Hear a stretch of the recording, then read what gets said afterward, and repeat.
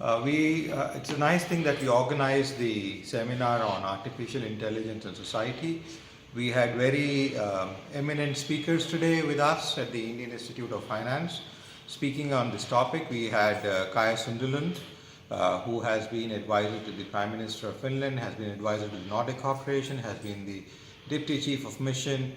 to the India for Finland, and he is an economic authority on various issues and has diplomatically held positions around the world. So we wanted to bring in the diplomatic, the government, the political position, almost to the diplomatic, the agent international perspective to how artificial intelligence and the way it is placing its role in society, which he beautifully put forward. Then we had Dr. Prabhat Kumar, who is a researcher,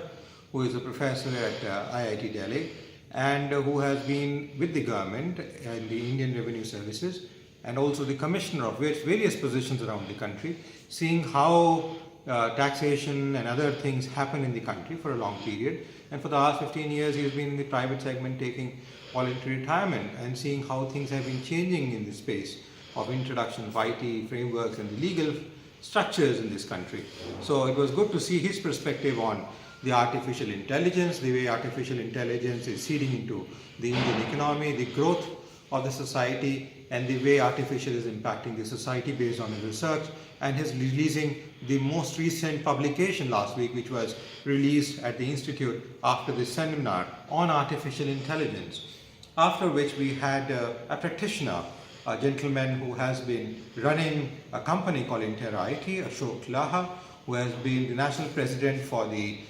Indo-American Chamber in India. He is also the chairman and CEO of and the president of the Intelligence USA, which has a wing in India, doing a large amount of technology-based works for both the government and the private sector. He brought in the perspective of how the corporate world is looking at artificial intelligence, how it interlocks the role of human capital within the framework. He also brought in light of how he had, as an individual, grown as an entrepreneur, how he saw the way technology was playing a critical role in the entrepreneurship space, in the way business was going on, and how it could really empower the society, also outlining the kind of threats which we see on the human face coming with artificial intelligence. So with the skepticism, we saw both the sides of the coin with our show. Then we also had one of our professors, who is the Dean Academics, Professor Dr. Manju Agarwal, who actually gave a depth insight on all the way artificial intelligence has been going on,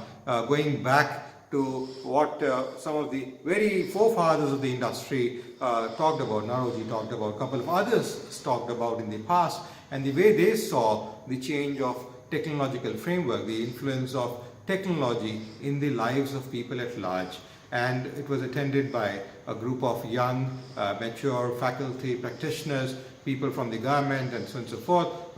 and who were participants in the conference with an extensive debate which lasted for almost half an hour, which had to be brought to a stop given the time and paucity. I think it is important to see that artificial intelligence is critically used for enabling and empowering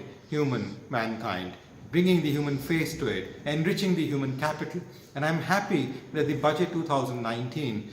given by Piyush Goyal on behalf of Shri Arun Jaitley, the Finance Minister of India, clearly outlined a full paragraph on the fact that the government of India is creating a full department, a full division, a center which is going to look at artificial intelligence and its role of how it's going to influence the society, the governance patterns and the structures. I think the create a framework of Aadhaar which has come into play, the way UBI is going to be implemented in terms of distribution of resources, the way other things are being clubbed with Jan Dhan account and so many other policy frameworks that the government of India is forecasting in the last couple of years is a clear reflection of the way the government intends to use artificial intelligence through the Aadhaar framework for the benefit of the people of this country, especially looking at that population, almost about 70% of the population which belongs to the upper, lower, middle class or the BPL families in this country. The large segment, that is the real India, which lives in small, rural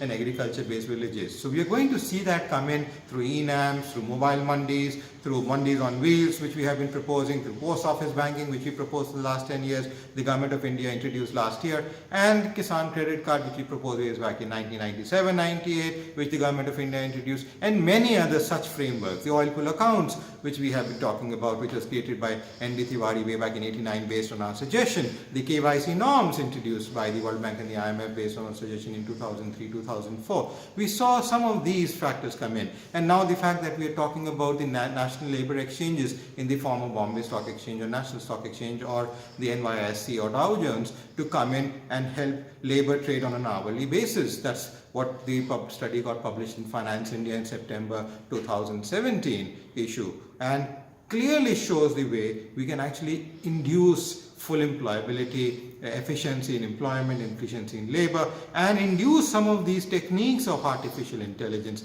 for the benefit of the society, the people at the large, who are actually at the core. That's what it means. If we are able to bring happiness at the end of the day on the lives, on the faces of the people, in their livelihood, in their regular lives, whether it is a small man, a middle class man or a rich man, I think then we do our bit. And that's what I feel the artificial intelligence means for tomorrow, means for the nation, and means for Indian Institute of Finance. Thank you.